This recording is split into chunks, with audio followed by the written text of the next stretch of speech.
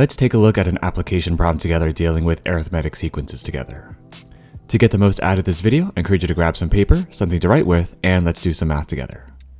So it turns out that theaters are often built with more seats per row as the rows move toward the back. Suppose that the first balcony of a theater has 28 seats in the first row, 32 in the second, 36 in the third, and so on for 20 rows. The question is how many seats are there in the first balcony altogether? So let's go ahead and organize some of this information a bit. So if we just go ahead and take a look at that information that we're given about the number of seats in each of these first few rows, we can just go ahead and fill those in as 28, 32, 36 for the first three rows. Notice that there is a common difference of 4 here, so we can predict that the fourth row is going to have 40 seats. And so we can say that a sub 1, or the number of seats in the first row, is 28, a sub 2 is 32, a sub 3 is 36, and a sub 4 is 40. And just keep in mind that we're going to be doing this all the way to row 20. So if we keep going down here, we can call row 20, or the number of seats in row 20, a sub 20.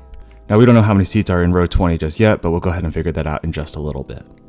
Now the question we're being asked is how many seats are there in the balcony altogether? So they want us to add 28 plus 32 plus 36 plus 40, so on and so forth, all the way to the number of seats in row 20.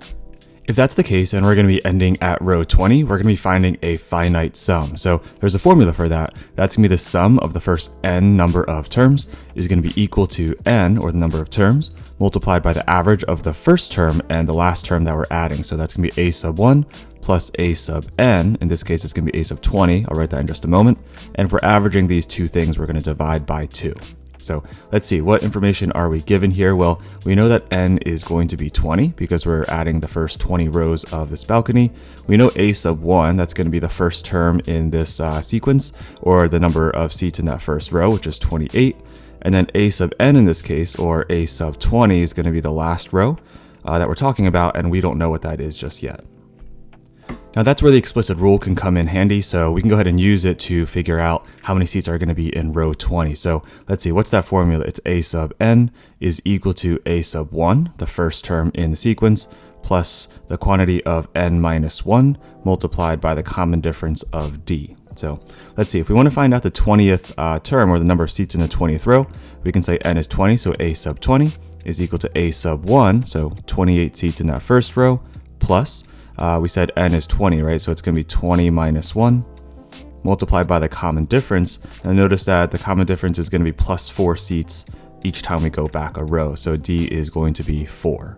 So if we go ahead and simplify this a bit, we're going to have 28 seats in that first row plus 19 times 4.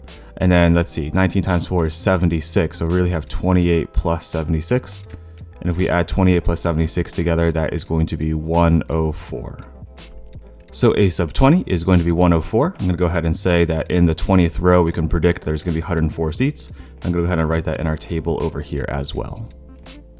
Now this isn't necessary for solving the problem, but if you just wanted to practice writing explicit rules and just kind of seeing how this all works together, we can see here that a sub n in this problem is equal to 28, that first term in the sequence, plus n minus 1 multiplied by 4.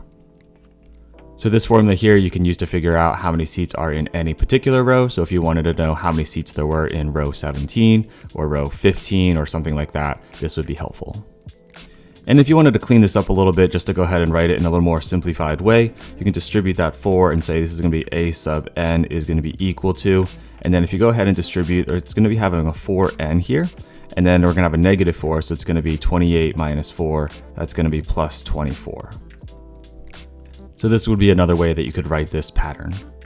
So now that we know our three variables here, a sub 1, a sub n, and n, let's go ahead and plug them in to figure out the total number of seats in these 20 rows. So the sum of all the seats in the first 20 rows is equal to 20 multiplied by a sub 1, which we know is 28, plus a sub n, in this case is a sub 20, that's going to be the 104 seats. And let's go ahead and average those and divide by 2. Cleaning this up a little bit, this is going to be 20 multiplied by, I think it's going to be 132 over 2. And then if you divide 132 by 2, I think that's going to be 66. So it's going to be 20 multiplied by 66. And I think multiplying these two together, we should get 1,320. So this number tells us the number of total seats in the first 20 rows of this balcony. All right, cool. Now that would be our answer. So if you wanted to go ahead and check this on maybe a calculator, you wanted to write this in sigma notation, you can go ahead and say, well, we're going to start off with n equaling 1 here, and we're going to stop at the 20th row. And if you plug in your pattern that we had from earlier, usually we use this SimpLEEfied version over here.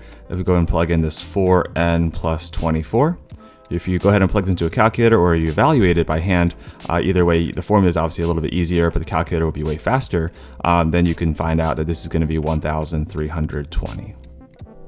So that would be another way you could figure out this answer. And so, in conclusion, we can say that there are a total of 1,320 seats in these 20 rows of the balcony. Alright, so that wraps up this video where we took a look at an application problem where we found the finite sum of an arithmetic sequence. If you found the video helpful, please consider giving it a thumbs up and sharing with a classmate or friend who might also find it helpful. And as always, keep up the great work that you're already doing.